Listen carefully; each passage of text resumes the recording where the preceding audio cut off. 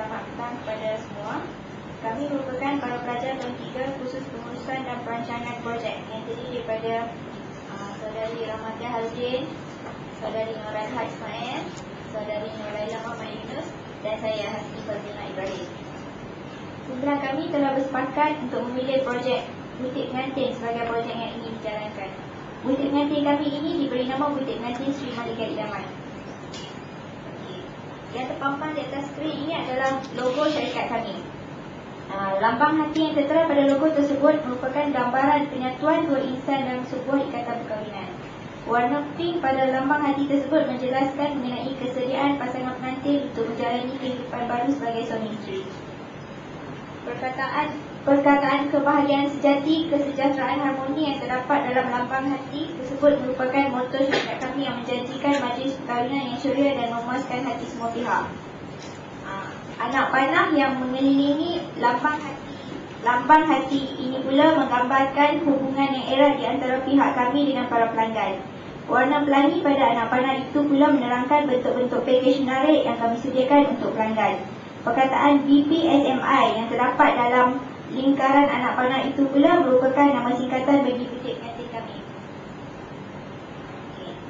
Perniagaan butik pengantin ini merupakan perniagaan perkongsian yang dikongsi bersama oleh kami, di mana Nurailah Muhammad Yunus merupakan pengurus pentadbirannya, saya Hasbi Fazlina Ibrahim sebagai eksekutif kewangan, Rahmatia Haljin sebagai eksekutif operasi dan Nurailah Ismail sebagai eksekutif pemasaran.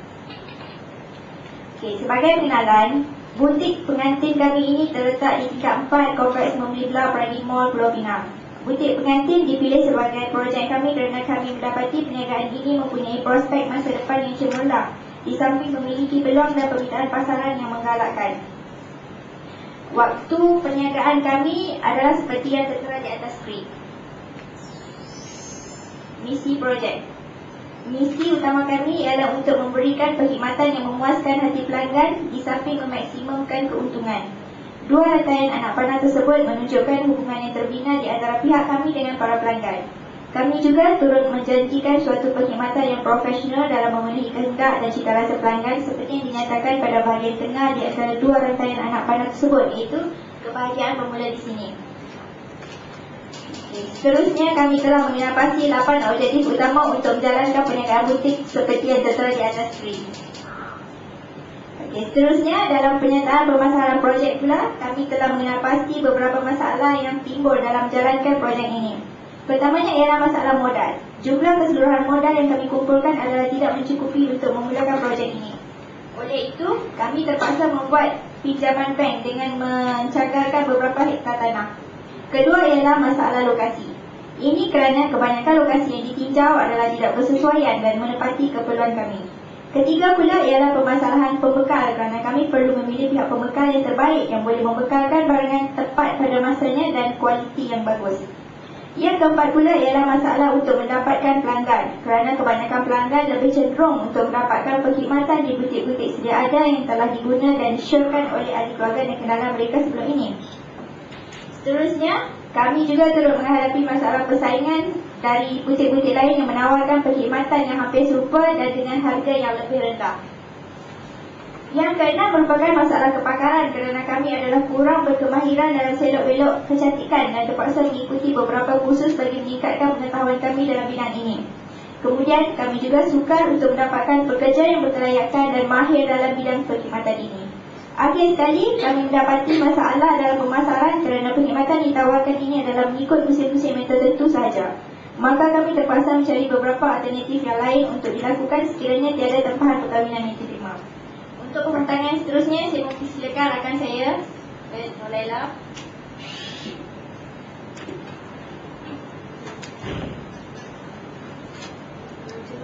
Terima kasih Saudari Hasbi Fazlina. Seterusnya saya akan membentangkan tajuk siapa, apa dan faedah projek. Pertamanya, pemilik. Kami sebagai pemilik akan memperolehi keuntungan, pengalaman dan pengetahuan yang berguna. Selain itu, kami akan mendapat keseronokan dan kepuasan dengan perkhidmatan yang diberikan. Kedua, pelanggan. Pelanggan akan memperolehi tahap perkhidmatan yang memuaskan dan dapat memenuhi cita rasa mereka. Selain itu, ia juga menjelaskan pelanggan kepada aliran fashion dan masa terkini. Pekerja akan memperoleh pendapatan yang dapat menampung keperluan seharian. Selain itu, mereka juga dapat memperluaskan pengetahuan dan mempertingkatkan kemahiran dalam bidang ini. Seterusnya, pembekal. Mereka dapat memperluaskan pasaran dan mempromosikan barangan. Selain dapat memperoleh keuntungan yang lumayan, mereka juga dapat menjalinkan hubungan yang erat antara pembeli dan pembekal kerana adanya aktiviti jual beli. Jenis perniagaan. Jenis perniagaan kami adalah perkongsian. Dalam projek ini kami telah menyumbang modal yang sama banyak daripada setiap ahli. Ini bermakna setiap kerugian dan keuntungan dibahagi sama rata. Jenis projek. Butik kami menawarkan produk dan perkhidmatan dengan kelengkapan dan perkahwinan dan kecantikan yang terdiri daripada 4 bahagian utama. Pertama, pakaian pengantin, iaitu menyewa, menjual dan menjahit pakaian pengantin. Kedua, hiasan. Mereka bentuk dan menghias set pelamin, set gambar pengantin dan gubahan hantaran. Yang ketiga, andaman. Keempat, catering. Selain itu, kami juga mengurus dan menyediakan kemudahan seperti tempahan kad jemputan dan juga perkhidmatan jurugambar. Sajian permasalahan. Sebelum memulakan perniagaan ini, kami telah mengenal pasti kehendak dan keperluan pengguna serta perubahan cita rasa mereka. Oleh itu, golongan sasaran kami ialah mereka yang belum berkahwin di dalam lingkungan umur 20 hingga 29 tahun. Persaingan. Di kawasan ini tidak terdapat perkhidmatan perkahwinan yang dekat dan spesialis seperti yang kami tawarkan. Lokasi. Kami telah mengenal pasti dan memilih lokasi tersebut kerana ia merupakan kawasan pusat bandar dan menjadi tumpuan ramai. Selain itu, terdapat juga kemudahan yang lengkap. Pendapatan. Kami yakin perniagaan ini akan membuatkan kami memperoleh pendapatan yang lumayan. Selain itu, kos perkhidmatan yang ditawarkan adalah seimbang dengan perolehan pendapatan penduduk di sini. Pembekal. Di kawasan tersebut terdapat ramai pembekal yang mudah dihubungi untuk mendapatkan bekalan di butik kami. Seterusnya, saya mempersilakan saudari Nur Aliha untuk berkongsi. Terima kasih kepada saudari Nur Laila. Seterusnya, saya akan membentangkan berkenaan strategi pemasaran. Kami mengamalkan konsep 4P, iaitu produk, place atau tempat, price atau harga dan promosi. Yang pertama, produk. Kami menawarkan produk yang menarik dan berkualiti serta lengkap untuk sesebuah majlis perkahwinan. Produk yang kami tawarkan ini tidak hanya menumpukan kepada kaum Melayu sahaja, sebaliknya merangkumi kaum-kaum lain. Seterusnya, tempat. Kami memilih lokasi yang menjadi tumpuan penduduk dan lengkap dengan segala kemudahan. Ketiga, harga. Kami meletakkan harga yang berpatutan dan seimbang dengan kualiti perkhidmatan yang diberikan. Penetapan harga adalah pada kadar yang mampu dibayar oleh pelanggan. Keempat, promosi. Kami mengenal pasti beberapa kaedah untuk mempromosikan perniagaan kami kepada pelanggan. Antaranya ialah melalui pengiklanan. Seterusnya, berkenaan lokasi dan saiz projek. Projek kami bertempat di lot nombor 478 dan 479, tingkat 4, Kompleks Perangi Mokomta. Kami memilih 2 lot kedai dengan 1 lot kedai bersaiz 72 didarab dengan 120 kaki persegi. Berikut ialah contoh pelan tapak kedai kami. 2 anak panah tersebut menunjukkan kedudukan kedai kami. Seterusnya, pelan susun atur dalaman kedai kami. Seterusnya, gambar pandangan hadapan kedai, pandangan bahagian sisi kedai dan pelan bangunan. Seterusnya, berkenaan dengan keperluan sumber yang memerlukan. Pertama, pakaian untuk kaum Melayu, Cina, India dan lain-lain, dengan contoh pakaian pengantin seperti paparan diskret.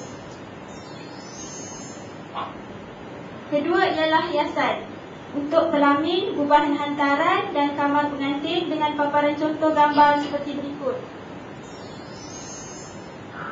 Ketiga ialah andaman dengan peralatan yang diperlukan seperti yang tersenarai di skrin dengan contoh-contoh gambar seperti berikut. Yang keempat ialah catering yang memerlukan sumber seperti kemah, kerusi meja, alat memasak dan bahan mentah. Dan contoh paparan gambar adalah seperti berikut. Akhir sekali ialah peralatan tambahan iaitu set barang kemas, kasut dan lain-lain dengan paparan gambar berikut sebagai contoh. Seterusnya, saya mempersilakan Rahmatiah untuk perbentangan seterusnya. Terima kasih Saudari Nur Anwar. Seterusnya saya akan membentangkan tentang anggaran perbelanjaan bagi syarikat kami. Anggaran perbelanjaan bagi tahun pertama anggaran bagi projek kami memerlukan modal sebanyak RM200,000. Penyumbang utama dana modal adalah kami sendiri, iaitu seorang ahli menyumbang sebanyak 20,000, bermakna modal yang kami kutip sendiri sebanyak RM80,000. Manakala pihak bank memberi pinjaman sebanyak RM150,000. Anggaran perbelanjaan bagi tahun pertama ialah kos tetap sebanyak RM130,935, kos berubah sebanyak RM43,600, dan setelah dikira jumlah anggaran kos keseluruhannya, bagi modal yang kami ada sebanyak RM25,465. Pembekal perolehan pendapatan kami melalui dua cara yang utama, iaitu melalui sewaan peralatan dan juga melalui perkhidmatan yang ditawarkan. Seterusnya ialah struktur pembahagian kerja. Pertama, pengurus. Pengurus merupakan rujukan utama sekiranya timbul sebarang masalah dalam aktiviti perniagaan. Selain itu, bertanggungjawab memantau dan mengawal pentadbiran perniagaan. Kedua adalah eksekutif kewangan yang bertindak sebagai juru audit sistem kewangan syarikat. Contohnya, merekod semua penyata kewangan selain mengemaskini akaun kewangan dan menyelaras pembayaran gaji semua kaki tangan. Ketiga adalah eksekutif operasi. Eksekutif operasi pula berperanan untuk memastikan setiap operasi perniagaan dijalankan seperti yang telah dirancang. Beliau juga bertanggungjawab mengawal setiap aktiviti berkaitan dengan perjalanan operasi perniagaan. Keempat adalah eksekutif pemasaran yang bertindak untuk memastikan keterusan perniagaan. Contohnya, mempromosi dan memasarkan produk syarikat kami.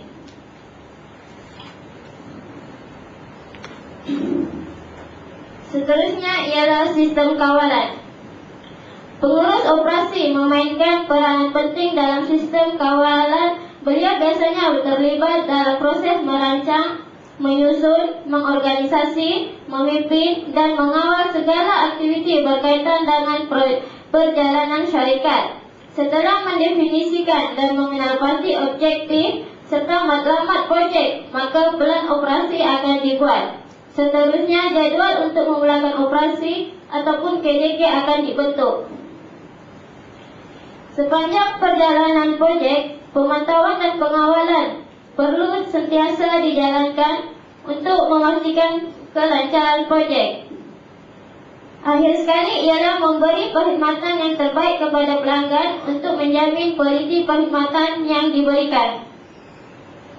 Berikut adalah contoh kaedah jalan kritikal syarikat kami, iaitu melalui rantaian 1, 2, 3, 4, 6, 7, 8, 9, 10, 12, 13, 14 dan 15.